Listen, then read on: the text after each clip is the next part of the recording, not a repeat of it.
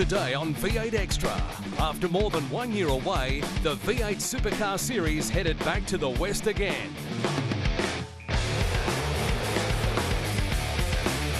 Six-time Bathurst winner Mark Scaife joins us in the studio to review all the action from last weekend's Trading Post Perth Challenge. And Mark Larkham is on location at Stone Brothers Racing to talk safety and chat with Shane Van Gisbergen about his big win on home turf in New Zealand. That's all ahead today on V8 Extra. Yes, thanks for joining us on V8 Extra. Great to have your company and very much looking forward to unravelling the Trading Post Perth Challenge from last weekend in Western Australia. We've got a very busy show. It's a busy period in V8 Supercar Racing. Joining me today as co-host, first appearance for 2011, welcome Mark Scaife. Hi Neil, hi everybody. Great to be here. And like I said at the top there, Scaife, really busy period. Last weekend was an amazing event for a whole bunch of reasons. Jamie Whincup was able to reassert his authority back over the championship after a struggle in New Zealand. And depending on which side of the garage you were on at Brad Jones Racing, it was either an unbelievable weekend or a shocker. It certainly was. I mean, Jamie Whincup, big mistake in New Zealand, come back and did a really good job, won his 45th and 46th race. I thought probably the Jason Bright scenario was one of the best things of the weekend. He hasn't won for 5 years, so, you know, to come back from that sort of couple of years of a bit of drama and to do a really good job in Perth, I thought was an outstanding result for BJR. And we've seen a couple of occasions now where Jamie's had shockers and bounced back strongly. He does that so well when he does the big knuckle down in the, you know, in the rebound, doesn't he? Oh, he certainly does, and what it's done obviously in Championship Land's also asserted his authority there too, hasn't it? Because clearly now, still leading the series, Lowndes has done a good job. He doesn't usually go that well in the first part of the series in Tander to get back to third in Championship Land. Yeah, and looking further down those points, one of the guys on the weekend who really took a hit came into the event in position 2 and has dropped down now into position 6 is Rick Kelly. It was a tough weekend for him. Well, we've seen, you know, their performance in New Zealand was very, very good, but the consistency, you and I have made the comment before about Stone Brothers Racing sometimes not being consistent enough. The Kellys, when the cars aren't good, are too far down, and that's a real result that he won't have liked. Now, the real talking point on the weekend was the incident at the start of race number 8 on the Sunday involving Carl Reindler and Steve Owen. Here's the images again in replay, Scaife. These are the kinds of images we hope to never see in motorsport, and frankly, it's probably the spookiest thing I've ever seen on a start line. Oh, you and I were just amazed by it, and there was just no time at all for Steve Owen. Dave Reynolds did a great job, Neil, to miss that incident, and you know, it was the severity was just incredible. Apparently, about 40 Gs those cars made contact at, which is just incredible. And the speed wasn't quite as high as we were guessing on the day, but it was still around 130, 140 kilometres an hour, which is well and truly quick enough. And I've seen some still images of this incident, just staggering. Scaife, a couple of things here. I thought the Western Australian Sporting Car Club guys did a pretty good job. They got the car stalled sign out. They got the yellow flags out, and there's been a lot of conjecture about the safety intervention thereafter. I mean, we know it can be better. It's been something that's been talked about for a long period of time, but there were still people on the job within seconds. Oh, there certainly was, and a lot of the team guys, what I really thought was great, there was the industry jumped the pit lane and they were there. I mean, we thought it was actually Jack Daniels' car because the first guy with an extinguisher was a Jack Daniels mechanic. Now, if you're particularly sharp today, you may note no Mark Larkham in the studio, but it's not an altogether bad thing, I might mention. But he is going to make a presence in this program. He's up on the Gold Coast at the moment, and it's welcome to Mark Larkham at Stone Brothers Racing. Thanks for the love, Neil. Well, sunny Queensland, mate, and 1,000 Ks from you guys. I'm as happy as I can be. Thank you very much. Well, you're going to follow up on this thing that we saw there last weekend, and you're going to comment in terms of safety. And, of course, you're at Stone Brothers, and so Shane Van Gisbergen's a bit hot at the moment, mate. Well, he is, mate. Saturday down here, but I can tell you, no one stands still. They're still, you know, here's another FG Falcon that they're building up. Got Shane there behind me. He's having a ferret around and seeing what's going on with the new car. But, yeah, we'll catch up with him because I think he showed enormous maturity, and I want to talk about that. But the other thing I want to do, I'm going to have a little bit of a look around. I reckon I can find a few bits and pieces just to delve a bit more into some of the aspects. I have a view, I can tell you, on a couple of things that happened there at that West Australia incident. Well, thank you. And for the first time, Kelly Brothers Racing will salute the checkered flag. Well done. Great drive, Rick Kelly. This is the day the wild child arrived. Victory for the Giz at home. It's been a couple of action-packed weekends. The ITM 400 in Hamilton, New Zealand, then across to Perth for the Trading Post Perth Challenge. Scaife, wins there for Rick Kelly, breakthrough win for Kelly Racing and Jack Daniels, and a win for Shane Van Gisbergen, which was outstanding for him, 112th start. It's an exciting time in the business because I looked at some numbers the other day, 9 races, 6 winners, 5 different pole position holders, so the variety is fantastic. Oh, and we've seen some unbelievable scenes so far. So with the best racing that we've seen, you know, I think in many, many years, a really intense start. Some breakthrough wins, as you said, for Van Gisbergen to have his first win. I mean, that's a career-changing moment. The other part that's really good is you know, the Kelly scenario to get a win. They've been in the sport now with their own team since 2009. And BJR, they've been in this series for 11 years. It's their 338th race before you get a win. So, I mean, there's some great statistics to come out of the start of the year. And I know that it made my mate Brad Jones very proud and very happy to be able to pick up that win, and it was very important also for Jason Bright. But as we said before the break, Mark Larkham's up on location at the moment. He's out at Stone Brothers, and Larko, you've got Shane Van Gisbergen lurking there at the moment, and for us, we've been pretty impressed with the way he's come on, not just because of the win in New Zealand, but even last weekend's drive I thought was impressive. Yeah, well, let's ask him about that. I've got the Giz with me. Giz, first of all, breakthrough win. You're 21 years old. I see you as a young guy, but you've actually, since 2007, what, 112 starts? But the breakthrough win, what's that meant to you, particularly on home soil? You're making me feel like a veteran. That was definitely the perfect place to do it. I would have loved to have won at Surfers last year or Homebush, but to do it at home was really cool. We were quick all weekend with qualifying practice, and then just in the races, it was a bit of a struggle Saturday, but Sunday was really cool. We were on the case all day. I've got to ask you, mate, once you have that breakthrough win, you see this happen in sport a lot. Did you take something from it? Is there something now that you will apply at other races that you didn't apply before? Yeah, it was the first time I've led a race, you know, properly, and you know, you learn a little bit there about yourself, how to approach it, and you know, we always knew we could do it, but you know, now we know we can, and we just. Yeah, got to keep pushing on and for the future rounds. Mate, more impressive to me was at Perth. Now, you had lousy qualifying there by your own standards, well back in the pack. But over the course of the weekend, P4, P10 and a P7, which I thought was actually outstanding, showed to me for a 21-year-old, A, lot of maturity, and B, the ability, I think, in future years to win a championship. That's been a different mindset, because seriously, mate, I wouldn't have said that about you 2 years ago, so I'm paying you a compliment. That's great. Yeah, I think it was just damage limitation, you know. We struggled in qualifying, and we just had to be patient in the races. We had good car speed, but I just couldn't make it work in qualifying. So, yeah, to get those results, 3 top 10s, we needed that. And, you know, we've bumped up to 4th in the points now. So, yeah, it was from where we looked, how we were going to go at qualifying, it was good to get up there again. Well, mate, thanks for coming down today. I know, you know, weekend drivers like to be hanging out at the beach and on their jet skis, but, you know, really to get down here amongst a new car, I think is great. You blokes talk amongst yourselves for a minute. I'm going to go and have a bit more of a ferret. I reckon I can come up with some bits. Just have a little bit more, you know, a closer look at some of those issues regarding the fire we saw. Thanks for that, Larko. He's with Shane Van Gisbergen. You are a goose. He's an average individual sometimes, isn't he, Mark Larkham? Good to have him out and about, though, and colouring in a bit of information. Gizzy has done a very good job. I reckon when you don't have a car to win and it finally clicks in your mind that, you know what, there are days where you just need to claw those points and put them in the bag, he's onto it, and that's going to serve him well. When you look at him in the championship at the moment in position 4, it's going to help the cause. Oh, no doubt. And the thing that it'll do, in terms of maturity, those sort of points of your career where the consistency comes has a big impact on the next couple of years for him. I mean, he's a chance to win the series at some point. And we'll go back to Larko a little bit later in the show as well, because he wants to make a point about the positioning of the fuel cell and also just step us through the whole safety issue last weekend and the reason why we're fortunately able to talk about a couple of drivers who've stepped out of what could have otherwise been a shocking scenario. Yeah.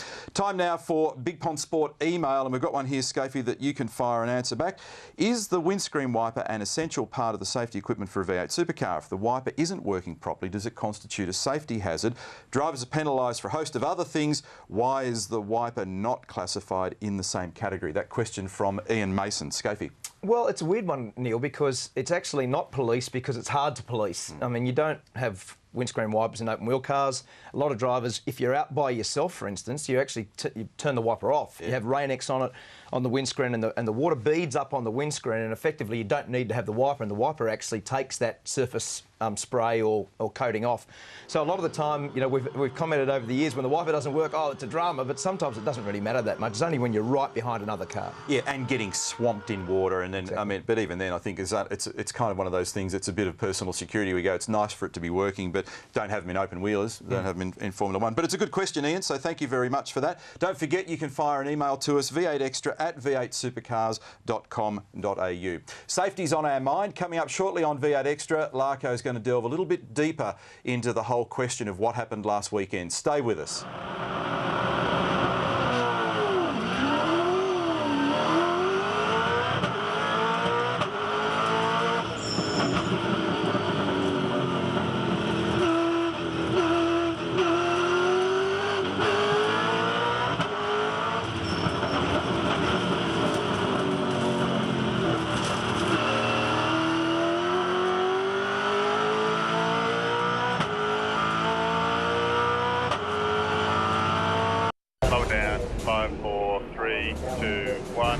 there.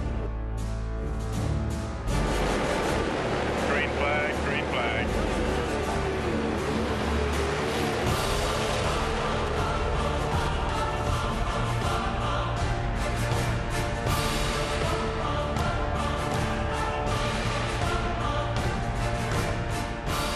This is V8 Extra. Welcome back to the program. Those images again from last weekend, the Trading Post Perth Challenge. The beginning of race number 8. Mark Scaife is my co-host today, and Scaife, doesn't matter how many times I see that stuff, the hair stands up. Oh, we said straight away in the telecast, didn't we? We've never seen anything as wild as that. I mean, there's been some start line crashes, but not of that severity. And from an industry standpoint, I'm very pleased to be able to say that both of our drivers have largely stepped out of that all okay, thanks to modern safety, the cars and all the gear. Crossing back to Queensland now, Mark Larkham is on the line at Stone Brothers Racing. And Larko, you've got a whole bunch of the gear that the boys are wearing, and you're just going to run us through how tricky it is to get out of these cars and also some of the stuff in and around the car. Well, it does, boys. You know that. It takes eternity to get out of these cars when this sort of thing happens. And let me show you why. I mean, as these cars have evolved, I mean, the cage design here means the aperture is very, very tight. There's a window net here that makes it difficult to get to handles and get out. You've got your 6-point harness. They'll have drinks tubes. They'll have cooling tubes going to their race suit. They'll have a fresh air ventilation tube. They'll have a radio lead to plug in. So there's a whole lot of stuff. But fortunately, the other thing that's really helped drivers is their safety gear. Now, if we just have a quick look at some of the safety gear, apart from the race suit, underneath you've got FIA-approved underwear. Everything's got to be tagged, so that goes underneath. Probably not as sexy as the stuff you wear now, Scaife. Socks, they've got to be approved. Balaclava, everyone must wear an approved balaclava. Gloves, and as you can see, everything's got this labelling on it. That means it's up to a certain standard. Now, the other one is obviously the race suit. I've showed you these before. They're worth, you know, around $2,000 each, but inside them, you know, triple layer Nomex, so it's a fire retardant. Now, in Carl's case, I had a really good look at his suit, and there was no burning at all on the inside of the suit. It didn't get through. But where he got hammered, really, on his arms was the sweat, because you sweat a lot in the race car. So effectively, the heat on the exterior of his sleeves sort of boiled the skin on his arms. So that made it very, very difficult. Now, the other thing I want to show you is this is the fuel cell, how it's positioned in the back of a car. OK, so our car's now 75-litre fuel cell, and if we go down here, inside that cell is a bladder, and here's a bladder, and it's made of a sort of a Kevlar-surrounded rubbery type material. Now, with that impact, it literally split that thing open and dispersed the fuel everywhere, which in some ways wasn't a bad thing. But one thing I've just noticed, which I really like about this, is the Falcon. In the Commodore, that firewall is this piece here, which is metal, is aluminium, and it's a lot steeper than that. And how the fuel got into the car where Carl was sitting was that popped open. It popped a couple of rivets open and let the fuel come into the cockpit. Now, I don't know, Scaife, what you think about that, but, you know, look at this design here. See how this is fully welded? It's a sheet going forward like that. Would have been very, very difficult for the fuel to come in. And, in fact, you know, these are the sorts of things you need these incidents occasionally so you can develop the cars further.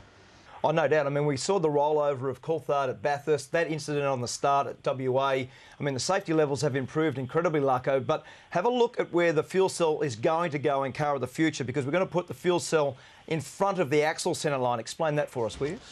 Yeah, well, it's a really good point you raised, mate. If I can just come back around here to the boot. So, you know, here's your fuel cell. These are your high-pressure pumps up here. There's low-pressure pumps inside that pump the fuel up and then goes up. But they're going to grab all of this in the next generation car, and it's going to go forward of the axle line. So whilst it'll be sort of tucked in under and surrounded in sheet metal, it'll be much further forward. So in that sort of rear end impact, generally it goes right up. The impact will go up to the cage here, the back of the cage, so drivers will be much, much safer.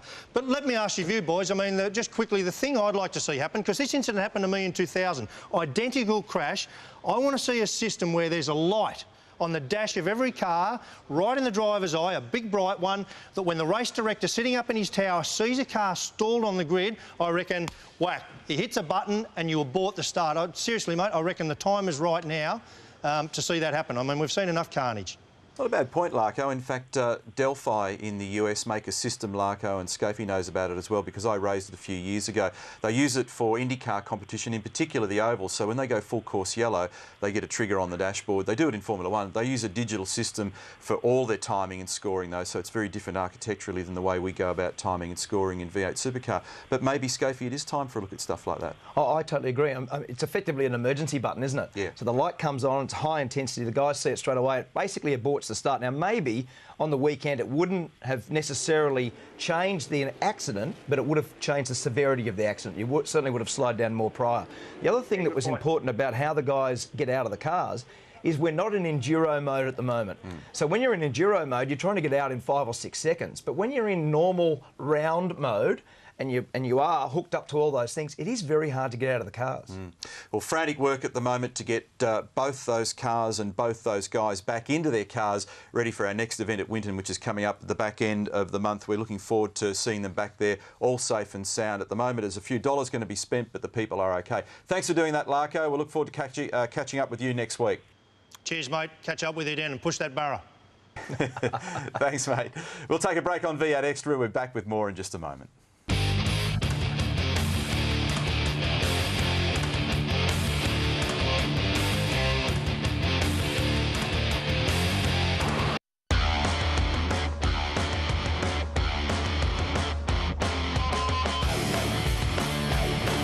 Welcome back to V8 Extra. The checkered flag is just about to drop on us, Scafey. We're nearly done for another week. But before we do go, we've never seen a better opportunity to have an engaged discussion now about the Dunlop hard tyre, the Dunlop soft tyre, because we ran them back-to-back last weekend. Better still, we ran them over the course of 3 races. So for races 7 and 8, or should I say 8 and 9 on the Sunday, we actually got to do a comparison soft to soft with different strategy playing out. So give me your thoughts. Well, it's a bit of a weird one because there's been a long and healthy and sometimes pretty fiery debate about whether low grip or high grip actually is the way to go. And what we've seen in Formula One this year is with the Pirelli tyre, different characteristics of tyre has actually made the racing quality better, hasn't it? Yeah. I mean, I think we'd all agree. So what happened is the original race, hard tyre on Saturday, 50 laps versus soft tyre on Sunday morning. We had a 50-lap comparison of the 2 different ways of going about it. And for mine, I thought that the soft tyre race on Saturday morning was the best race of the weekend. However, the reason it was like that was there were different strategies then. Some guys come in early, like lap 13 or 14. Other guys come in later, 23, 24. But when they all did the same thing again on Sunday afternoon, so the real comparison is what happened on Sunday afternoon. That's exactly right. Was everyone coming in at the same time, then everyone's got the same performance. And that was the interesting thing for me. And you and I, as race fans, beyond all else, sit around and talk about this stuff all the time, boring all those around us.